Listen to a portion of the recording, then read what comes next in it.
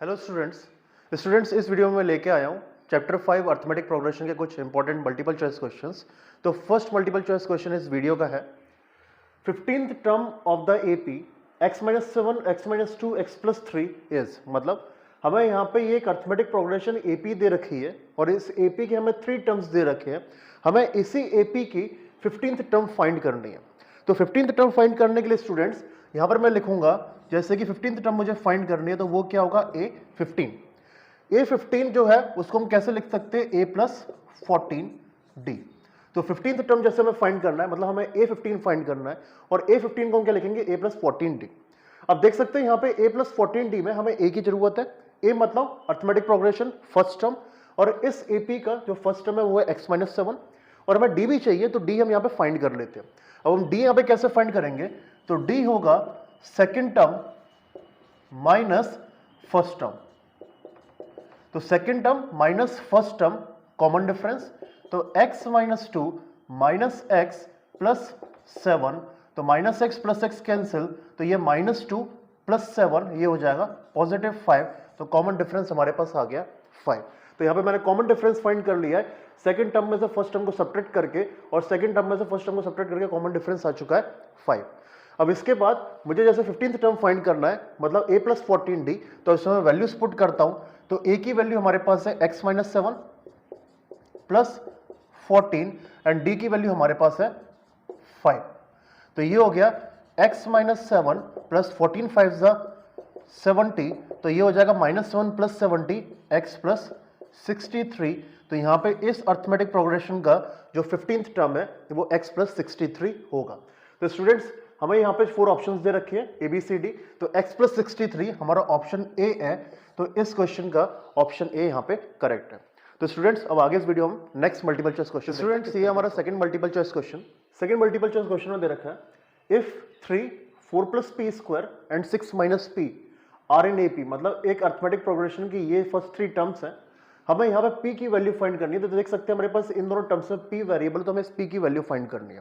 तो जैसे कि हमें यहाँ पे ये AP दे रखा है, तो AP कौन से हमारा सीरीज होता है जिसमें कॉमन डिफरेंस हमारा, मतलब ये डिफरेंस जो है वो सेम हो, तो यहाँ पे हम यही यूज करेंगे।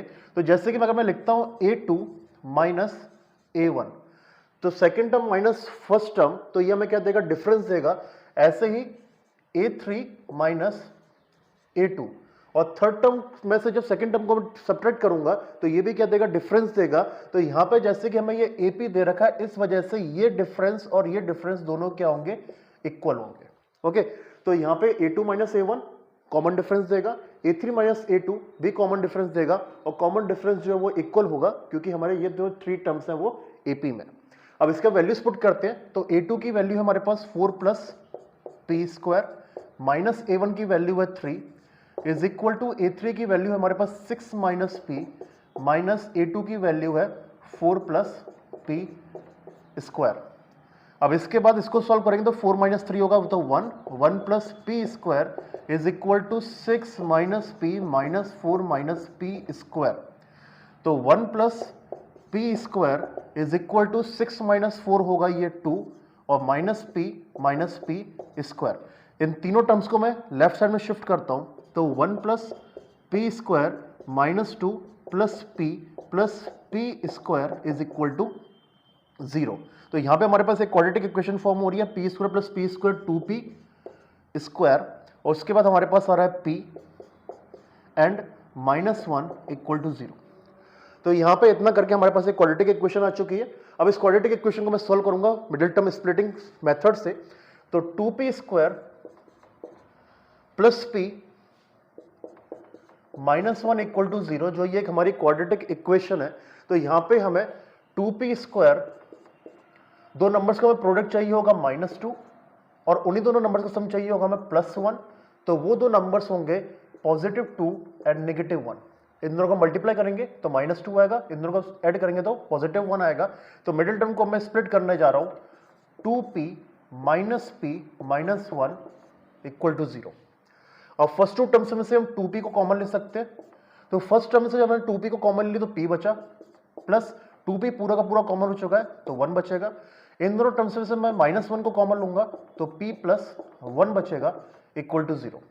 अब दोनों टर्म्स में से हम p प्लस 1 को कॉमन ले सकते हैं, तो फर्स्ट में बचा 2p और नेक्स्ट बचा -1 इक्वल टू 0। अब 1 बाई 1 दोनों ब्रैकेट्स को हम 0 से कंपेयर करेंगे, तो p प्लस 1 इक्वल टू 0, तो p equal to -1। 2p minus 1 equal to 0, तो p इक्वल टू 1/2।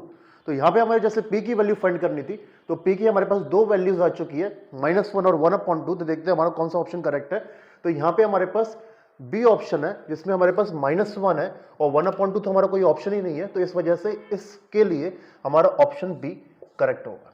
ओके, तो स्टूडेंट्स इस क्वेश्चन में जैसे कि हमें p की वैल्यू फाइंड करने के लिए बोला था, तो ये हमने p की वैल्यू यहाँ पे फाइंड कर ली है और इस मल्टीपल चॉइस क्वेश्चन का सॉल्यूशन कुछ इस तरीके से है। अब आगे इस वीडियो हम third multiple choice question. Students ये हमारा इस वीडियो का थर्ड मल्टीपल चॉइस क्वेश्चन और थर्ड क्वेश्चन में हमें दे रखा है, if 9 times the 9th term of an AP is equal to 15 times the 15th term, then its 24th term।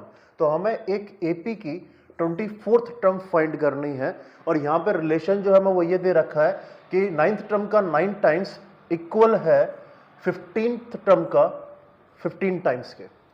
तो इसका मतलब हम लिखेंगे 9 times the 9th term is equal to 15 times the 15th term.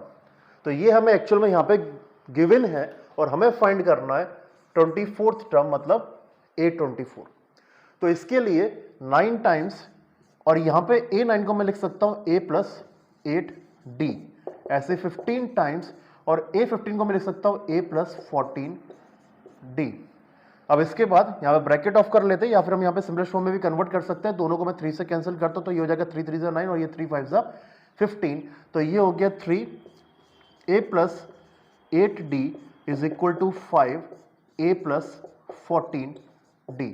अब इसके बाद ब्रैकेट ऑफ करते हैं, तो 3A plus 24D is equal to 5A plus 70D।